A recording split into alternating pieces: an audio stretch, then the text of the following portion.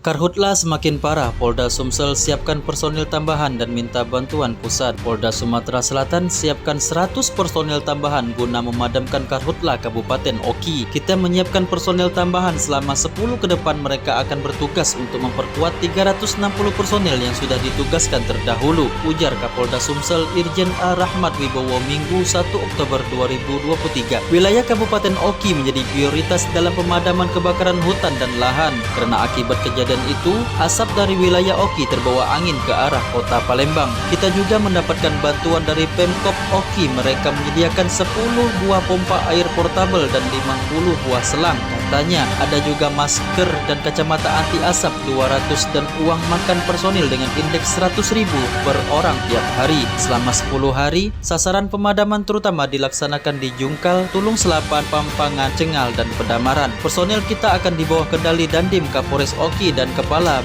Badan Penanggulangan Bencana Daerah Oki. Terangnya, Bupati Oki dapat menggerakkan camat dan kepala desa bersama-sama dengan TNI, Polri, dan Badan Penanggulangan Bencana Daerah untuk memadamkan api akibat karhutla. Kita juga menginstruksikan kepada Kapolrestabes Palembang, Kombes Pol Hari Sugihartono agar mengerahkan 100 orang personilnya, ujar Kapolda, guna membantu wilayah pembatasan dengan Ogan Ilir dengan menyiapkan mobil damkar dan mobil tangki air dari Pemko Palembang. Bupati Ogan Ilir juga akan memberikan dukungan yang sama berupa peralatan pompa air, selang pemadam kebakaran, masker dan kacamata anti asap, dan uang makan personil dengan indeks 100.000 per hari selama 10 hari. Kapolres Oki dan Kapolres OI agar mengawal bantuan dari bupatinya masing-masing agar biar sesuai jenis dan jumlah barang yang disediakan serta didistribusikan kepada pasukan yang bertugas lanjut. Jenderal Bintang 2 tersebut. Stop kebakaran hutan dan lahan, Bid Humas Polda Sumsel melaporkan.